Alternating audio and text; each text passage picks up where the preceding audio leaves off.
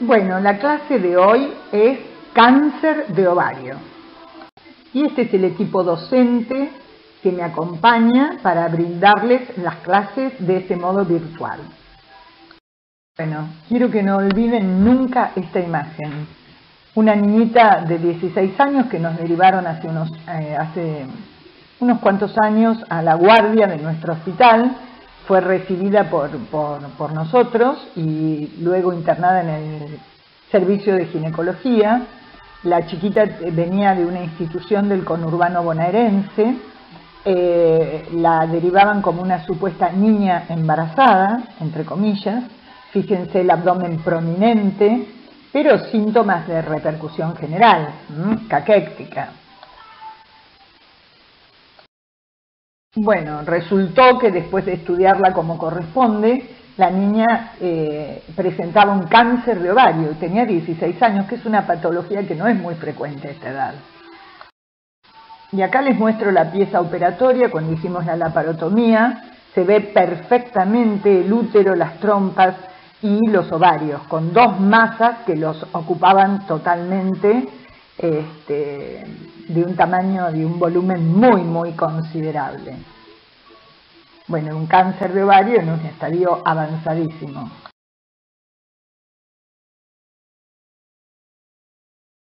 Bueno, y lo que pasó con esa niña, que por supuesto ya no está más con nosotros, ¿no es cierto?, es lo que nunca tiene que pasar. Por eso hay que tener muy presente todas las patologías.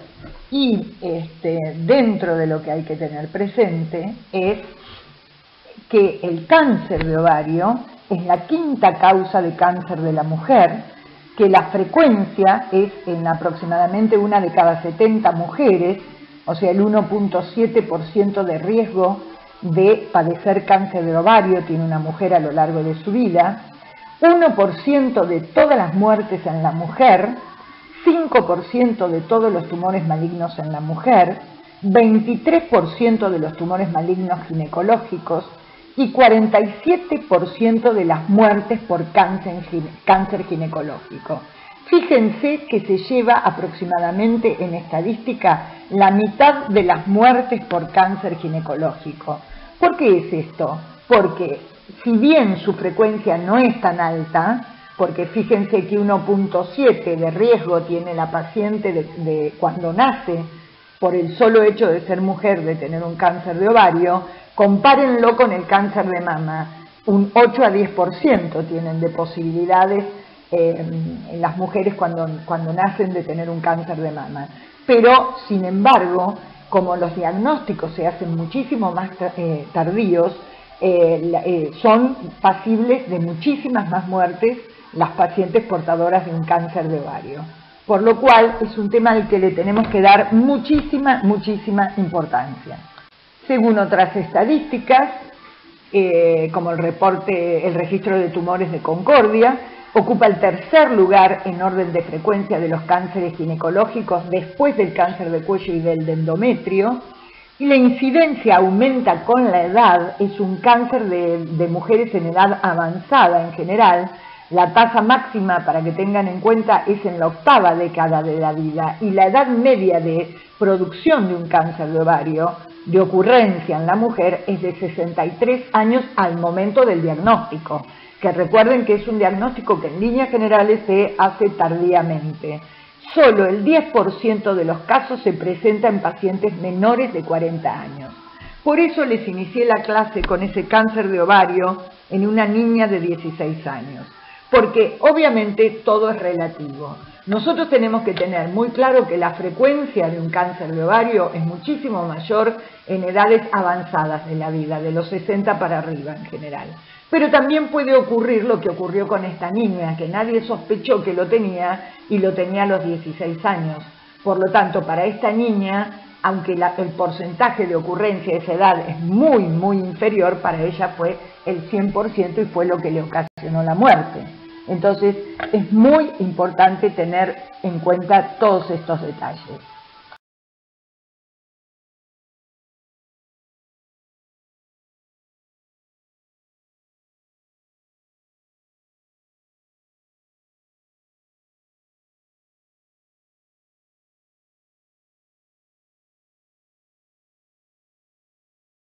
Entonces, como decíamos, 2 de cada 100.000 mujeres en la segunda década de la vida van a tener un cáncer de ovario, 16 cada 100.000 en la cuarta, 54 cada 100.000 en la séptima, y una mujer de cada 70 va a presentarlo. La edad promedio es a los 61 años para todos los tumores y representa el 3% de todas las consultas ginecológicas, pero casi el 50% de las muertes.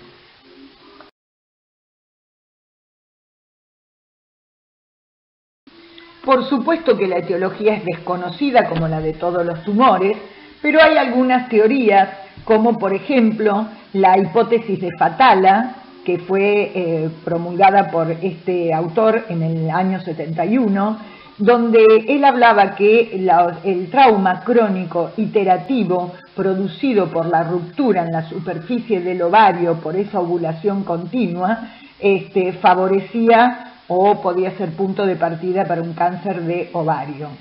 Por eso la estimulación ovárica con clomifeno también se tiene en cuenta, la nuliparidad, historia clínica familiar, 2 o más familiares de primer grado que hayan tenido o tengan un cáncer de ovario, tienen más riesgos, hay un síndrome hereditario de cáncer de mama ovario autosómico dominante y el síndrome de Leach-2, que es autosómico dominante, que hace que haya mayor predisposición en algunas mujeres para cáncer de ovario, cáncer de endometrio y cáncer de colon, pero sin poliposis previa. De todas maneras, todos estos síndromes hereditarios explican solo el 10% de los cánceres de ovario por mutaciones en los genes BCR1 y BCR2. O sea, por delesión en el brazo largo de los cromosomas 17 y 13. En cuanto al estado reproductivo y hormonal y el riesgo para padecer cáncer de ovario, vamos a tener factores que se denominan protectores, como las pacientes multíparas, mujeres que se embarazaron, aunque sea alguna vez, tienen entre un 30 y un 60% menos de riesgo, y aquellas que han tenido su embarazo primero a una edad muy temprana.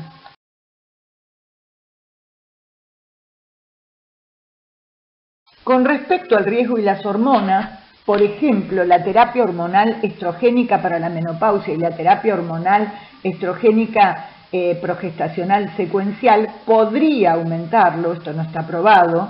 La terapia hormonal estrogénico-progestacional no lo aumentaría, según otros autores, o sea que hay cierta controversia, pero con anticonceptivos hormonales orales, que es la pregunta que invariablemente le van a hacer todas las pacientes, hay al revés, hay reducción de riesgo, 40% en las pacientes usuarias de anticonceptivos de píldora a corto plazo y 80% en las usuarias a largo plazo. O sea, aquellas pacientes que usan píldora anticonceptiva por más de 10 años. Y persiste ese factor de protección hasta 10-30 años después de abandonar el uso de la píldora anticonceptiva. Entonces, no solamente que no aumentan el riesgo para cáncer de mama, sino que además protegerían una vez suspendidas por un largo tiempo. Bueno, y vamos a hablar un poco de la clasificación histogenética adaptada de la clasificación de la Organización Mundial de la Salud.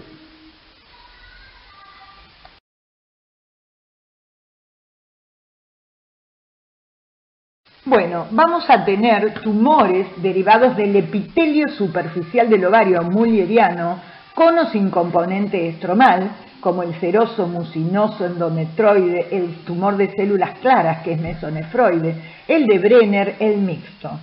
En todos los tipos anteriores, por supuesto, se aplica la subdivisión benigno, por ejemplo, el cistoadenoma, vamos a tener un cistoadenoma seroso benigno y uno maligno. Uno borderline, es decir, con potencialidad maligna, y el maligno, que es la contrapartida del cistoadenoma, que es benigno, es el tumor maligno cistoadenocarcinoma, el mulleriano mixto maligno y el adenosarcoma, y los epiteliales indiferenciados e inclasificados. Bueno, es importante tener en cuenta que entre el 80 y el 90% de los tumores malignos del ovario son mullerianos.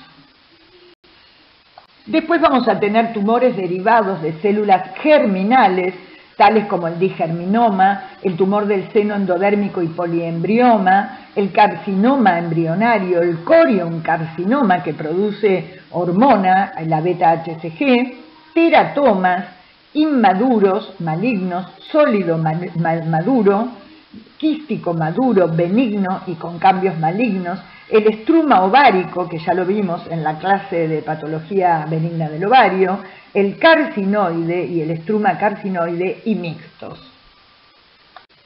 Tumores de origen estromal, como el tumor de las células de la granulosa, el tecoma, el fibroma, el luteoma estromal, el tumor de las células de Leydig estromal, por ejemplo es funcionante y produce testosterona, el tumor estromal esclerosante, el tumor de células de Sertoli Leydig, como el arrenoblastoma o androblastoma, que son secretores funcionantes de hormona masculina, tumor de células lipídicas, mixtos y de tipo indeterminado, ginandroblastoma también puede ser secretor de hormonas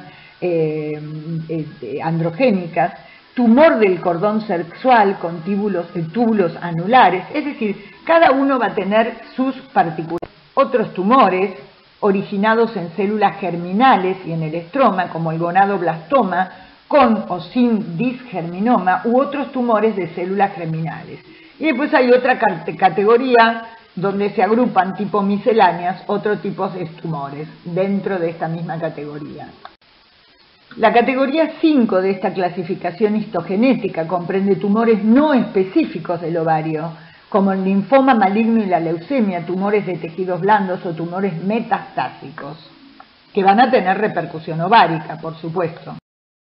Tumores epiteliales, que son el 85 a 90% de los casos, es decir, los tumores epiteliales son los tumores por mucho más frecuentes, como el papilar seroso, el mucinoso, el endometroide, el de células claras que tiene mal pronóstico, epiteliales mixtos, tumor de Brenner, indiferenciados, los tumores estromales gonadales, el de células de la granulosa que produce estrógenos, el tecoma también produce estrógenos, fibroma, androblastomas, tumor de Sertoli Leydig, ginandroblastomas, tumores germinales que corresponden al 5 a 10% de los casos, como todos los que tienen ahí enumerados en la diapositiva. Y después tenemos 10 a 15% de tumores ováricos que son muy interesantes, son los tumores borderline, que son tumores de bajo potencial maligno, que tienen mejor pronóstico que los francamente malignos, que se ven usualmente en el grupo etario premenopáusico, muchas veces son unilaterales y pasibles de terapéutica menor en mujeres nulíparas con deseos de paridad. La sobrevida global de todos los estadios de los tumores borderline a 10 años es del 73%.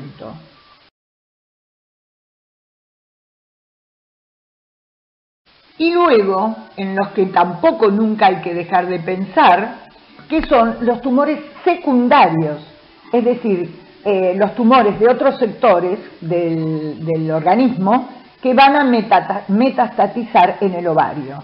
Entonces, 15 a 20%.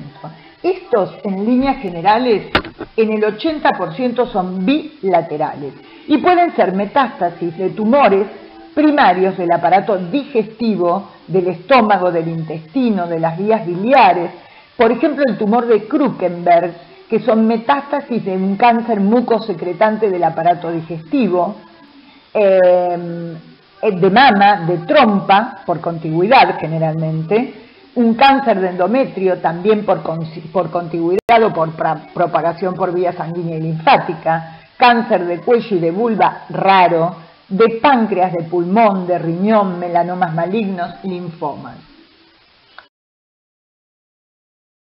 Entonces, como yo les puse en esta diapositiva y la puse a propósito, van a ver que los tumores en el ovario pueden ser de cualquier sector del ovario, ya sea de la superficie epitelial de las células germinales, de los cordones sexuales o metástasis hacia los ovarios y con un tumor primario en otro sector.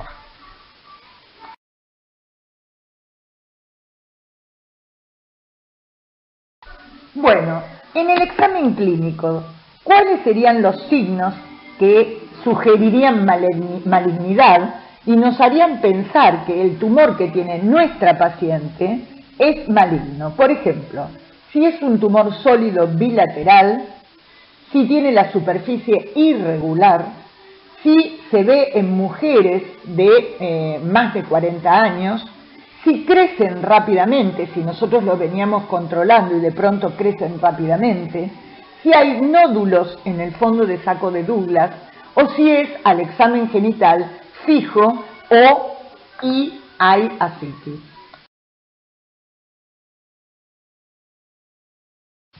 ¿Podemos decir que el cáncer de ovario tiene una fase preclínica? Bueno, la historia natural de la enfermedad, por supuesto, es poco conocida. Por lo tanto, la existencia y la duración de una verdadera fase preclínica no está demostrada. Pero sí existen algunas observaciones en estudios histológicos de transición entre lo que sería benigno, borderline y malignos. Hay estudios genéticos moleculares en marcha que tratan de definir cuáles de los tumores epiteliales benignos podrían tener cierto potencial de progresión. Si esto lo pudiéramos aplicar en la práctica diaria, obviamente sería maravilloso, porque podríamos hacer una verdadera anticipación diagnóstica. Acá les puse una fotito a la izquierda de un cistoadenoma seroso, borderline, y a la derecha un cistoadenocarcinoma, es decir, la contrapartida maligna.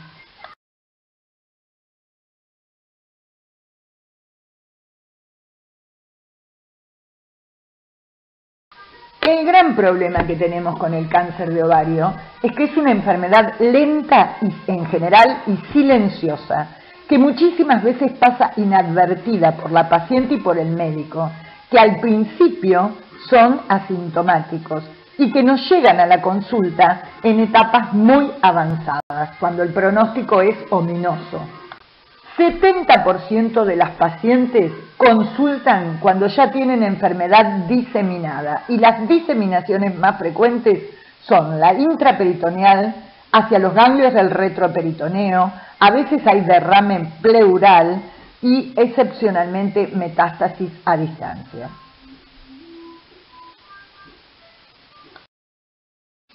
El 70% de las pacientes desgraciadamente nos consultan cuando ya tienen enfermedad diseminada. Y las diseminaciones más frecuentes son la intraperitoneal a los ganglios del retroperitoneo, pueden presentar excepcionalmente derrame pleural o metástasis a distancia.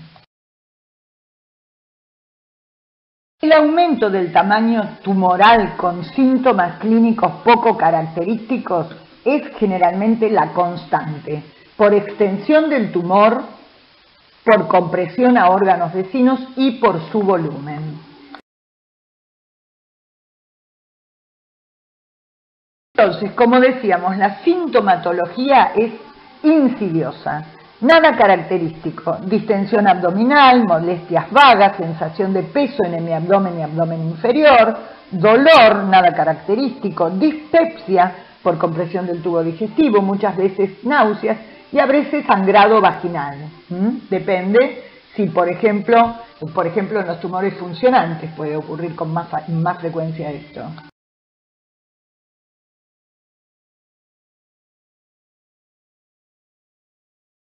Cuando provoca compresión sobre órganos vecinos, por ejemplo, si comprime la vejiga, puede producir polaquiuria, si comprime el recto o el intestino, estreñimiento.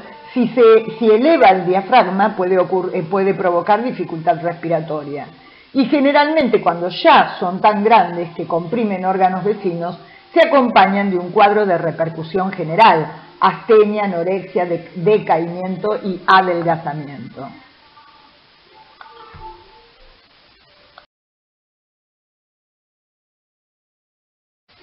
Bueno, y en el examen físico, obviamente, va a haber distensión abdominal. Recuerden la fotito de que les puse de la chiquita de 16 años, la distensión abdominal que tenía, que la derivaron como si estuviera embarazada. Distensión abdominal, signos de ascitis, obviamente lo que tenía esta chica era ascitis. Dolor a la palpación abdominal, se pueden palpar masas tumorales abdominales pelvianas y o pélvicos abdominales, que son esas masas ováricas, y ocasionalmente podría haber un abdomen agudo por torsión de un tumor ovárico.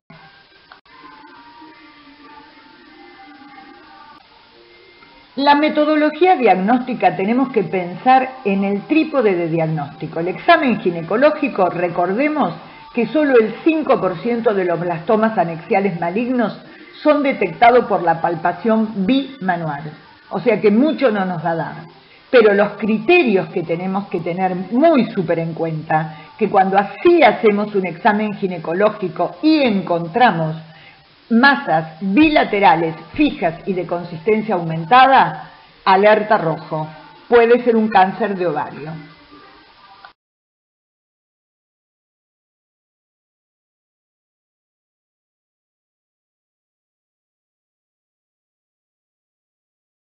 Tener muy en claro que el protocolo, en el protocolo diagnóstico del tumor ovárico, la finalidad es esencial y la finalidad es saber si ese tumor que tiene la paciente es benigno o maligno, y no hay otra que el diagnóstico de certeza nos lo va a brindar siempre el anatomopatólogo, no existe otra posibilidad, para lo cual va a ser imprescindible la laparotomía o mínimo una laparoscopia diagnóstica previa a ella. Pero la laparotomía o la laparoscopia diagnóstica para establecer el pronóstico y poder diseñar el tratamiento. Entonces, como dijimos, es imprescindible la laparotomía para establecer el pronóstico y el tratamiento, o la laparoscopia, ¿no es cierto? Y es imprescindible en la evaluación diagnóstica una historia clínica completa, un examen físico correcto, exhaustivo y completo, pedir el laboratorio general, marcadores tumorales, los que consideremos importantes y necesarios de acuerdo al caso. Si sospechamos de un tumor germinal, quizá le pediremos alfa-fetoproteína. Si sospechamos de un tumor productor de gonadotrofina coriónica, le pediremos beta-HCG, un K125, etc. Esto lo vamos a aclarar bien cuando hablemos de marcadores. Por supuesto, un Papa Nicolau, una citología oncológica, un Papa Nicolau, colposcopia, radiografía de frente y perfil, una ecografía abdominopélvica, quizá con un Doppler para evaluar la vasculatura, una tomografía axial computada abdominopélvica para ver el estado ganglionar, una resonancia nuclear magnética con contraste, un colon por enema si es necesario, una rectosigmoidoscopia, un urograma excretor, lo que consideremos necesario de acuerdo a cada caso en particular.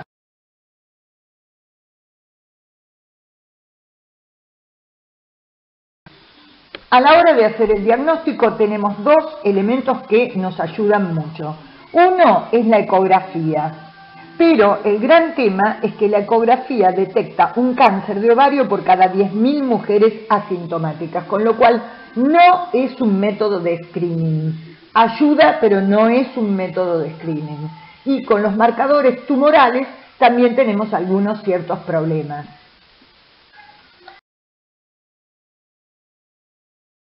Por ejemplo, en tumores epiteliales, recordar que el K125, que no es específico, en mujeres posmenopáusicas con masas anexiales tiene un 97% de sensibilidad y 78% de especificidad, pero en posmenopáusicas.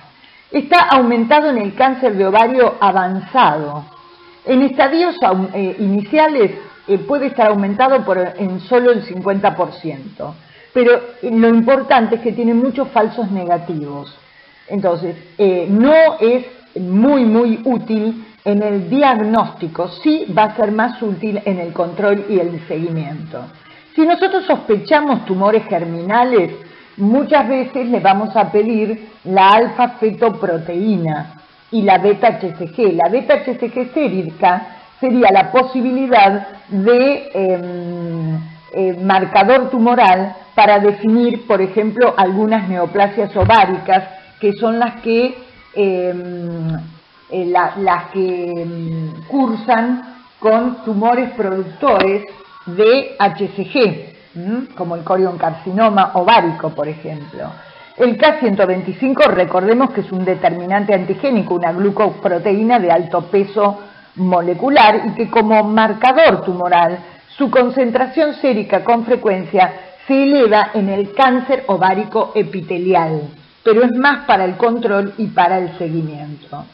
Si yo pienso que puedo tener un tumor del seno endodérmico o un carcinoma de las células embrionarias, puedo solicitar alfa-fetoproteína. Si yo pienso que estoy frente a un digerminoma, podría solicitar deshidrogenasa láctica. Y en los tumores epiteliales ováricos, no olvidar el antígeno carcino embrionario, el CEA, y el 19-9. Otra cosa muy importante es el nuevo antígeno humano, que es el HE4, que tiene como utilidad clínica que, utilizado como único marcador, es el más sensible para detectar el cáncer de ovario, especialmente en el estadio 1, que es la fase asintomática de la enfermedad, que es cuando a nosotros nos interesa, porque nos permitiría hacer un diagnóstico incipiente. Es un muy buen marcador precoz también de recidivas de cáncer de ovario para evaluar la respuesta clínica al tratamiento. Igual que el K125. El K125 es mucho mejor para control y seguimiento que para diagnóstico. En cambio, el HE4 nos sirve, tiene mucha sensibilidad para diagnóstico, o más sensibilidad para diagnóstico, y muy buena para control y seguimiento. Pero lo importante es que si combinamos el HE4 con el K125, se puede contribuir a la distinción entre, por ejemplo, una EPI o en una mujer pre o posmenopausia, para distinguir entre un carcinoma ovárico y quistes de endometrio, porque también aumenta en quistes de endometrio. Otra cosa importante a tener en cuenta de este marcador es que, como les dije, es el más sensible para detectar en estadios iniciales el cáncer de ovario, y la sensibilidad es más alta que la del K125. Tiene un 76.4 con una especificidad del 95% cuando lo combinamos con el K125. Es más sensible también en la detección precoz del cáncer de endometrio.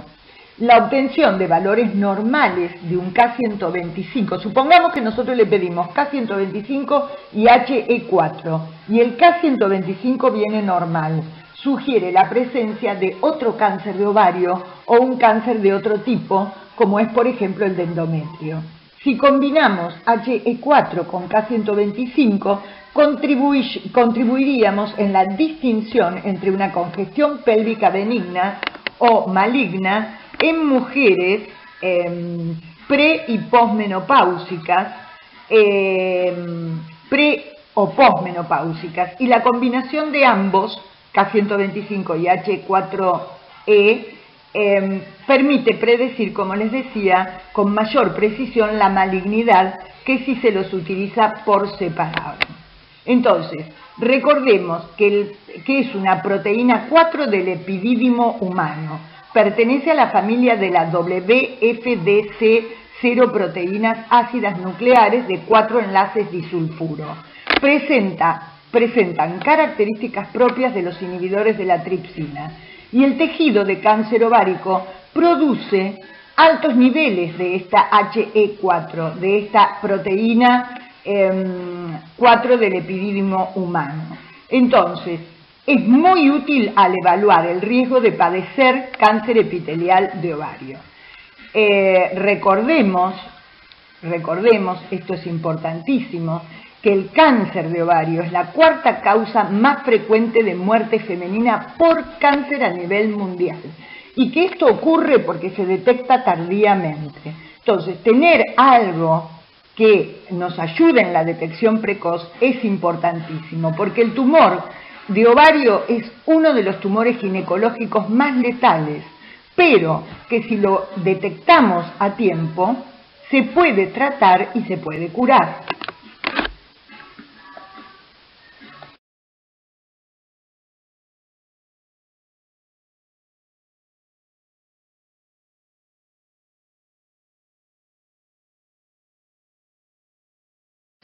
Entonces, debe existir confirmación histopatológica de la enfermedad, y esto se basa en los hallazgos de la exploración quirúrgica, y debe registrarse además el grado de diferenciación del tumor, ya sea G1, G2 o G3. Todo esto es muy importante para la terapéutica. Bueno, vamos a hablar un poco de las reglas básicas para una correcta estadificación. Una vez que tengo el diagnóstico es importantísimo hacer una correcta estadificación. Y la estadificación es anátomo-quirúrgica. O sea, yo necesito hacer una laparotomía exploradora que va a ser útil como método diagnóstico de estadificación y además terapéutica. La incisión tiene que ser muy amplia para permitirme trabajar cómodamente. Si hay ascitis hay que evacuarla, la mayor cantidad posible, y por supuesto tomar una muestra para hacer estudio cito-oncológico. Si no hay ascitis, tengo que hacer lavados peritoneales de los sitios más declives, poner ese líquido en tubos y centrifugarlo y mandarlo a hacer estudios cito-oncológicos. Determinar si la masa es benigna o maligna, esto es fundamental. Tengo que tener al patólogo en la sala quirúrgica. Hay que hacer una biopsia por congelación. Si la masa es maligna, procederemos a la anexisterectomía y vamos a hacer constar todas las características de lo que vemos de esa exploración minuciosa que vamos a hacer intraoperatoria. Por ejemplo, si está rota la cápsula o se rompe durante la intervención de ese tumor ovárico. Vamos a examinar el peritoneo pelviano para ver si hay lesiones, si las hubiera las vamos a resecar, y si no se puede extirpar la totalidad de una lesión, por supuesto que hay que biopsiarla. Vamos a examinar los espacios parietocólicos, remover lesiones si las hubiera, si no las hay, vamos a tomar muestras del peritoneo de 1 a 3 centímetros de cada lado para hacer un estudio microscópico. Vamos a examinar el omento y realizar la omentectomía, es decir, el epiplón. Vamos a hacer un examen muy minucioso de las áreas subdiafragmáticas, de la superficie del vaso, resecaremos si hay lesiones. Si no las hay, haremos una biopsia de 1 o 2 centímetros del hemidiafragma o curetaje del mismo, si es necesario bilateral o si no del lugar donde está del mismo sector homolateral donde está el tumor ovárico. Hay que examinar perfectamente intraoperatoriamente el colon, el intestino delgado, resecar lesiones visibles y o biopsia de las lesiones no resecables del intestino o del mesenterio, y si fuera necesario hay que resecar intestino para reducir el tumor o mejorar o prevenir obstrucciones. Como ustedes se darán cuenta, no cualquiera puede operar un cáncer de ovario. Tiene que ser realizado por manos expertas. En el estadio 1 vamos a encontrar un tumor limitado a los ovarios, que a su vez se puede subdividir en 1A, tumor limitado a un ovario sin ascitis, sin tumor en superficie y con cápsula intacta. 1B, tumor en ambos ovarios, sin ascitis, sin tumor en superficie y con cápsula intacta. Y 1C, tumor en uno o ambos ovarios, con tumor en superficie o cápsula rota o ascitis con citología positiva o lavados peritoneales positivos. Como ustedes se darán cuenta, todo esto lo puedo decir cuando yo tengo mis ojos puestos en el aparato reproductor de la paciente. Imposible saber esto si no hacemos una minuciosa exploración intraoperatoria. Y en el estadio 2, que a su vez, bueno, primero debemos decir que hablamos de estadio 2 cuando estamos en presencia de la enfermedad limitada a uno o a ambos ovarios con extensión ya pélvica. 2A, extensión o metástasis en el útero o las trompas. 2B, extensión a otros tejidos pelvianos. 3C, estadios 2A o 2B, con tumor en superficie o cápsula rota o ascitis con citología positiva o lavados peritoneales positivos. Hablamos de un estadio 3 cuando el tumor está en uno o ambos ovarios pero que tiene implantes peritoneales fuera de la pelvis o en los ganglios retroperitoneales o inguinales positivos con extensión superficial hepática muchas veces o a intestino delgado o a epiplón. A su vez, se puede subdividir en un 3A cuando es un tumor limitado a la pelvis con ganglios negativos pero con metástasis microscópicas en el peritoneo abdominal. Como ustedes se darán cuenta, si yo cuando hice la exploración para hacer la estadificación no tomé muestras del peritoneo abdominal, no puedo saber si hay metástasis microscópicas y no lo voy a poder categorizar en un 3A. Entonces hay que ser muy minucioso y muy ortodoxo cuando nosotros abordamos estas pacientes, porque puede significar la diferencia entre que la paciente tenga una buena evolución post-tratamiento o no. En el 3B, el tumor va a estar limitado a la pelvis con ganglios negativos, pero con implantes metastásicos peritoneales iguales a 2 centímetros, es decir, los veo a simple vista, son macroscópicos. Y en el 3C, idem a lo anterior, pero con implantes abdominales mayores de 2 centímetros o con ganglios lateroaórticos, retroperitoneales o inguinales positivos. Siguiendo en la evolutividad de esta patología, hablamos de un estadio 4 cuando tenemos tumor en uno o ambos ovarios, pero con metástasis a distancia, derrame pleural con citología positiva, metástasis hepáticas o pulmonares parenquimatosas. ¿Cuáles serían factores pronósticos desfavorables?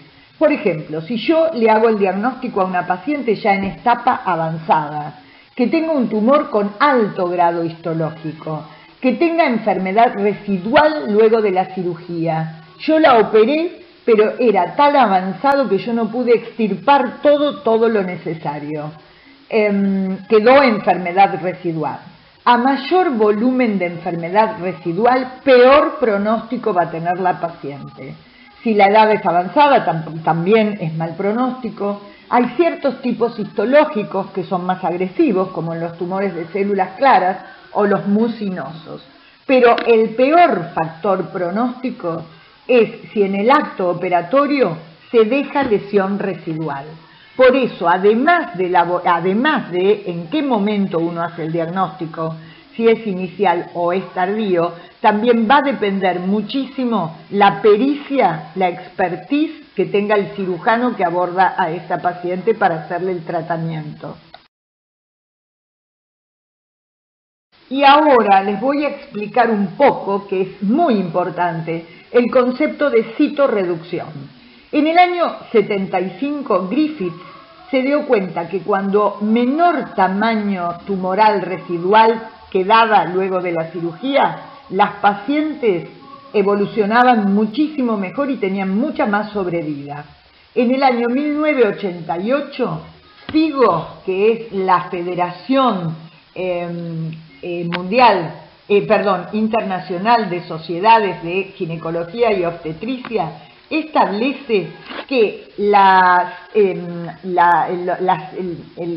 enfermedad residual que se podía aceptar era hasta 2 centímetros.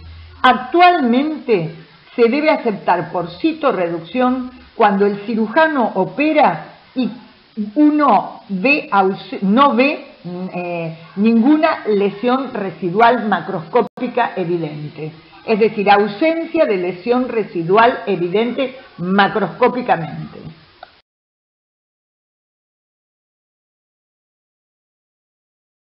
Y fíjense qué importante que es este concepto de citorreducción.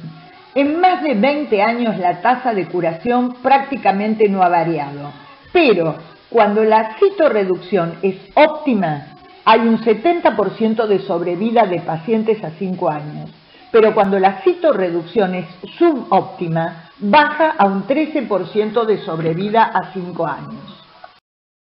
Fíjense qué importante que es el momento en el que uno le hace el diagnóstico a la paciente. Por empezar, es un cáncer de mal pronóstico, que tiene una sobrevida a 5 años general, global, de 39%, es muy baja.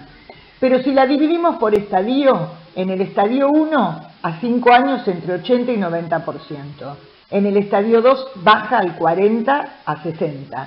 En el 3 del 10 al 15 y fíjense en el 4 menos del 5%.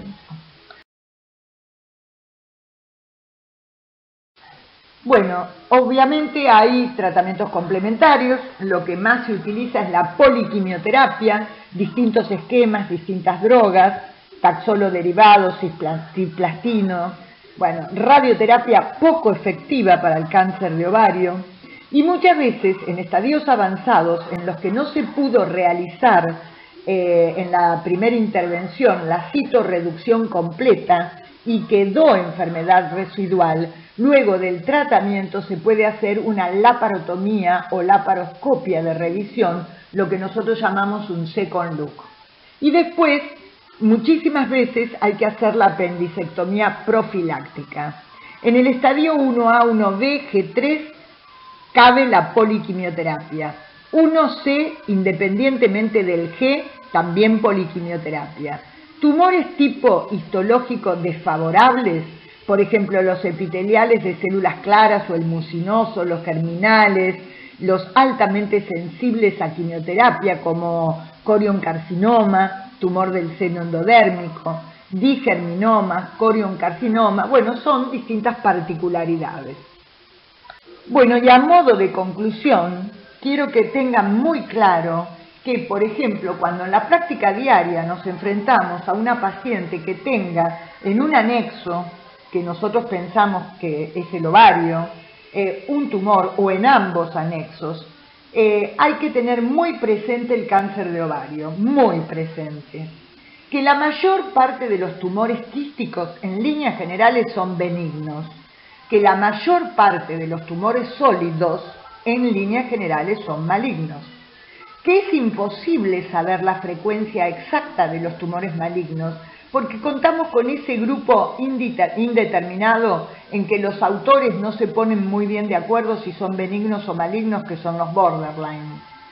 Que las mujeres antes de los 20 años generalmente tienen tumores ováricos de origen germinal.